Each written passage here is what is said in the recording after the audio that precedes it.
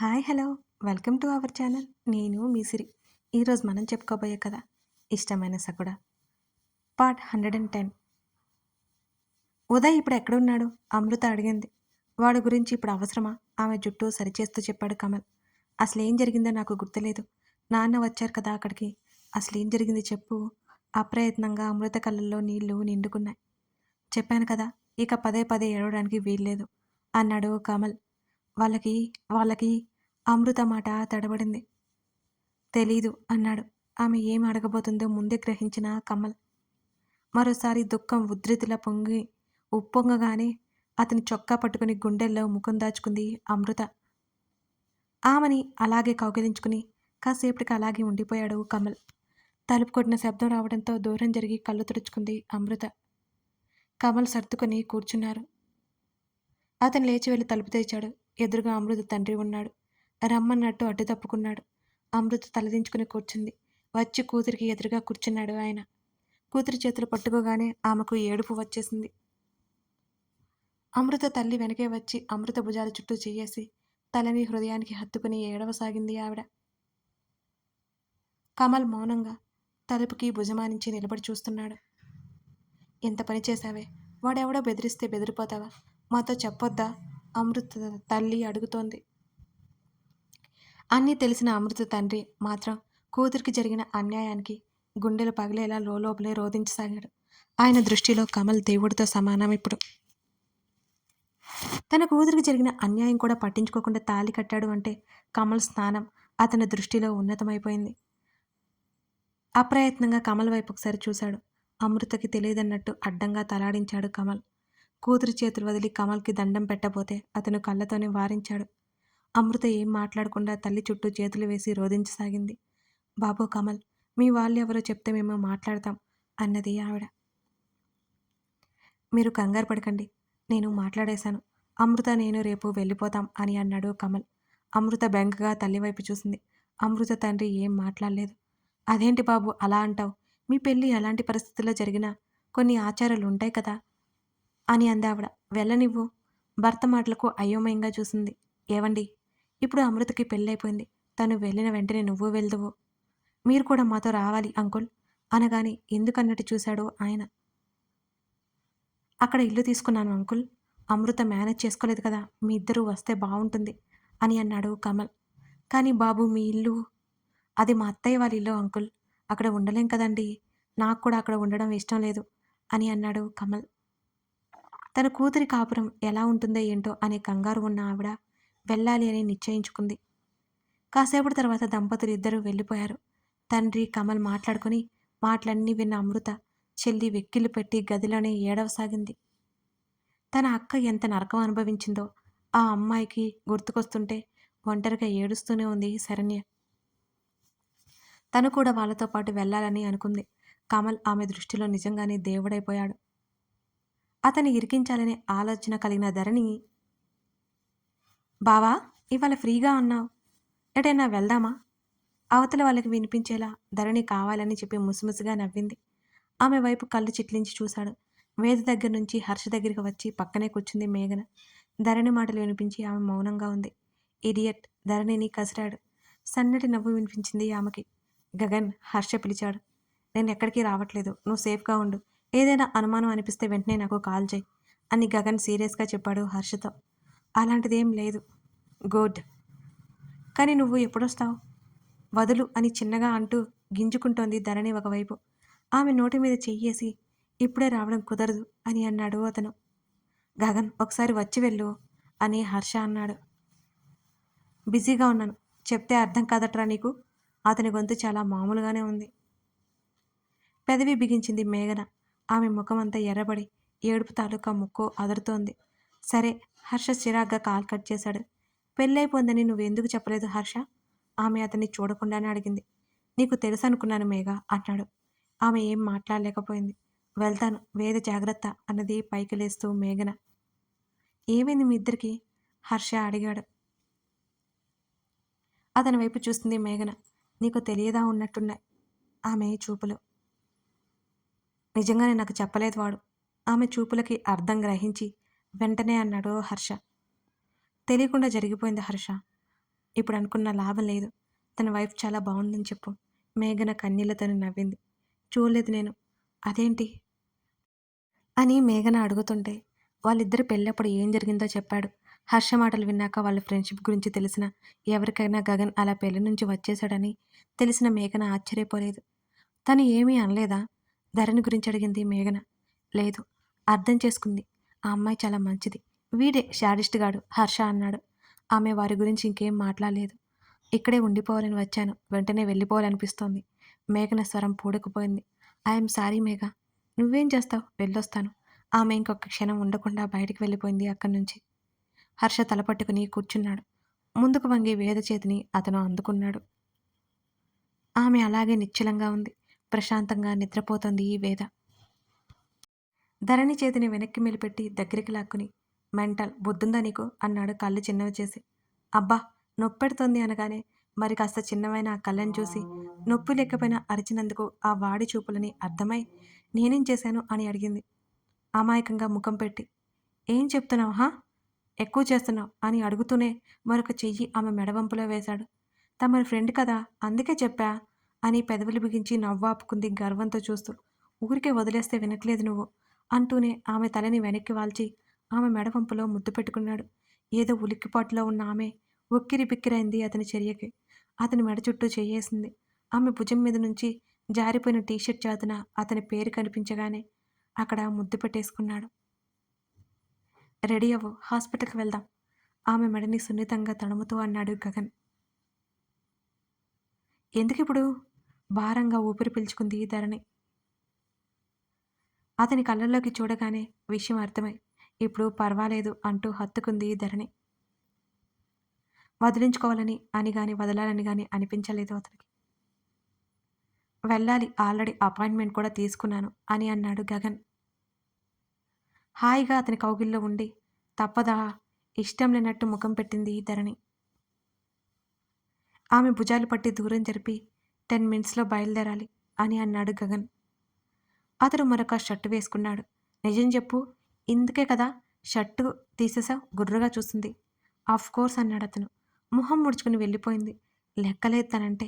ఇంకా తన కోసమే తీశాడేమో అనుకుంది పాపం. కానీ బయటికి వెళ్ళడం కోసం మార్చాడు. చెదిరిన జుట్టు సరిచేసుకుని అవును ఇందాక వచ్చింది కదా హా మేఘన. తనేంటసలు ఏం మాట్లాడకుండా వెళ్ళింది. అద్దంలో నుంచి బెడ్ మీద కూర్చొని మొబైల్ చూసుకుంటున్న గగన్ని అడిగింది ధరణి. తల ఎత్తి చూసి ఏం మాట్లాడాలి అని అడిగాడు. అసలెందుకు వచ్చినట్టు, ఎందుకు వెళ్ళినట్టు? అడుగుతూ దగ్గరికి వచ్చింది ధరణి. తెలీదు అన్నాడు. ఆ సమాధానానికి నోరు తెరిచి, నిన్ను అడిగాను చూడు, నన్ను నేను అనుకోవాలి అని లోలోపలే అనుకుని, నేను రెడీ అన్నది ధరణి. ఇద్దరూ బయట టిఫిన్ చేసేసి బయలుదేరిపోయారు. ఇప్పుడు నా కళ్ళు బాగానే ఉన్నాయి. ఆ డాక్టర్ కళ్ళు కనిపించవంటే అమ్మో! నేనసలు ఉండలేను. నాకు చీకటంటే భయం. నా కళ్ళకేం కాదుగా? అడుగుతూ మాడు బొప్పి కట్టేలా కొట్టించుకుంది ధరణి గగన్ చేత. నోరు ఎక్కువైంది. తిక్క తిక్కగా వాగావంటే చస్తావు పదా! కారు దిగమన్నట్టు చూశాడు గగన్. ఉక్రోషం పొంగి అలిగింది. వెయిటింగ్. హాల్‌లో 10 నిమిషాలు కూర్చున్నారు. అతడు మొబైల్‌లో చాలా ఫాస్ట్‌గా టైప్ చేస్తున్నాడు. ఎవరితో చాట్టో ధరణి భుజాలు కదిలించింది. అరిచాడని మాట్లాడకుండా అలిగి కూర్చుంది. వెంటనే డాక్టర్ అపాయింట్మెంట్ ఉండడంతో వెళ్లారిద్దరూ. కారం కాస్త పడగానే ఆమె కళ్ళు మూసుకోవడం, నలపకపోవడం, వెంటనే క్లీన్ చేయడం వల్ల ఎటువంటి ప్రాబ్లం లేదని చెప్పాక గానీ రిలీఫ్ ఫీల్ అవ్వలేదు అతను. మౌనవ్రతం చేస్తున్న ఆమెని తీసుకుని రిటర్న్ బయలుదేరాడు గగన్. తను అలిగితే అసలు పట్టించుకోడే. రుసరుసలాడింది మనసులోనే ధరణి. చాలా రోజుల తర్వాత ఇంటికి వచ్చింది వర్ష. మాలవిక మొదట ఆశ్చర్యపోయినా ఇన్ని రోజులు రాలేదని చివాట్లు పెట్టింది వర్షకి. అత్తా ధరణి వాళ్ళు ఎక్కడా కనిపించలేదు అని అడిగింది అయోమయంగా వర్ష. ఇప్పుడు తను వచ్చిందే గగన్ కోసం. అతని ద్వారానే ఆదిత్య ఎక్కడుంటాడో తెలుసుకోవాలనేది వర్ష అభిప్రాయం.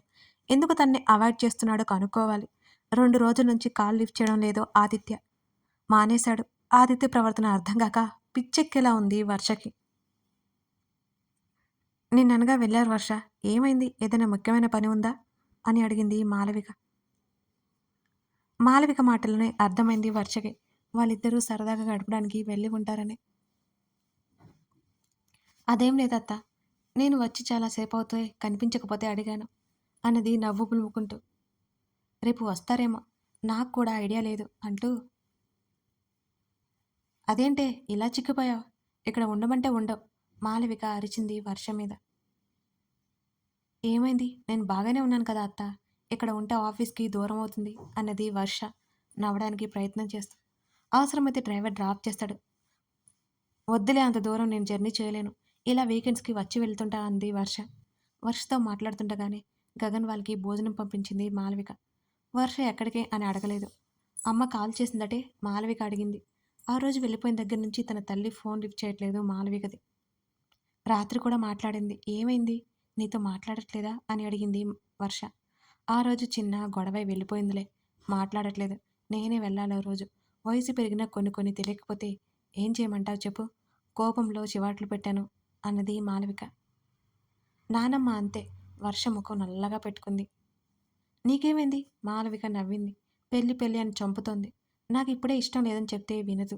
నాతో కూడా మాట్లాడడం మానేసి నేనే చేసి బ్రతిమాలితే మాట్లాడుతోంది అన్నది వర్ష. వయసు పెరిగే కొద్దీ చిన్నపిల్ల అయిపోతుంది అన్నది మాలవిక. వర్ష మాట్లాడుతుందనే గాని ఆమె ఆలోచనలన్నీ ఎక్కడో ఆదిత్య చుట్టూనే ఉన్నాయి. ఇంటికి వచ్చిన తర్వాత ఇద్దరూ భోజనం చేశారు. వడ్డిస్తుందే కానీ ధరణి మాట్లాడలేదు. అది గమనించినా పట్టించుకోలేదు గగన్. అతను ల్యాప్టాప్ పట్టుకోగానే ఎక్కలేని కోపం ముంచుకొచ్చింది ధరణికి. వెళ్ళి బెడ్డెక్కి చాలాసేపటి వరకు అతని కోసం చూసి చూసి నిద్రపోయింది ఆమె. మేఘ బాధపడుతోంది. ఒకసారి కలిసి మాట్లాడరా? హర్ష నుంచి మెసేజ్ వచ్చింది గగన్కి. బ్రోకరేజ్ చేయడం మానే రిప్లై ఇచ్చాడు గగన్. ఛీ వెధవ, నీకు చెప్పాను చూడు, నన్ను నేను షూ పెట్టి కొట్టుకోవాలి. కొత్తవి ఆర్డర్ పెడతాను అన్నాడు గగన్ హర్ష మాటలకి. దండం పెట్టినట్టు ఏమోజీ పెట్టాడు హర్ష. ఆ టైంలో హర్ష ఎంత ఇరిటేట్ ఫీల్ అవుతుంటాడో గుర్తుకొచ్చి గగన్కి నవ్వొచ్చింది. ఆలోపే హర్ష పంపిన మేఘన పిక్ చూస్తూ అతని కళ్ళు తీక్షణతని సంతరించుకున్నాయి. ధరణి వైపు ఒకసారి చూసి అతను లేచి బాల్కనీలోకి వెళ్ళిపోయాడు. వెంటనే హర్షకి కాల్ చేశాడు. ఎవరు వీళ్ళు అని అడిగాడు గగన్. ఎవరో తన్ని ఫాలో అవుతున్నట్టు అనిపించారట. మేఘన డౌట్ రాకుండా ఫోటో పెట్టింది అన్నాడు హర్ష. మేఘన సెల్ఫీ తీసుకుంటున్నట్టుగా ఉంది. వెనక ఎవరో ఇద్దరున్నారు. ముఖానికి మాస్క్ ఉంది. తలకి క్యాప్ ఉంది. ముక్కు పైనుంచి కళ్ళు మాత్రమే కనబడుతున్నాయి. వెళ్ళిపోయింది తను. ఇంటికి ఎప్పుడో రీచ్ అయిపోయింది అన్నాడు గగన్. వీటన్నిటి మధ్య నీ వైఫ్ సఫర్ అవ్వకుండా చూసుకో. నువ్వు మేకర్తో క్లియర్ చేసుకుంటే తప్ప అది జరగదు. ప్రాబ్లం నీతో పాటు రావాలో అక్కడ కట్ అయిపోవాలో ఆలోచించుకో అని హర్ష అన్నాడు. ఆదిత్య ఎలా ఉన్నాడు? బాగున్నాడు. హర్షకి అర్థమైంది మేఘన టాపిక్ ఇక తను మాట్లాడకూడదని. గగన్ కాల్ కట్ చేశాడు. హైదరాబాద్ పంపేశాను వాణ్ణి. కమల్ మెసేజ్ చూసి ఒకలాంటి నవ్వు అతని ముఖంలో నిలిచింది. చూడ్డానికి అది మామూలుగా ఉంది, కానీ ఆ నవ్వు వెనుక బోల్డ్ అంత క్రూరత్వం గగన్ మెదడులో నిండిపోయింది. ఒక వ్యక్తిని హింసించడంలో కూడా ఇంత ఆనందం ఉందని ఉదయ్ రక్తం కళ్ళ చూస్తుంటేనే అర్థమైంది గగన్కి.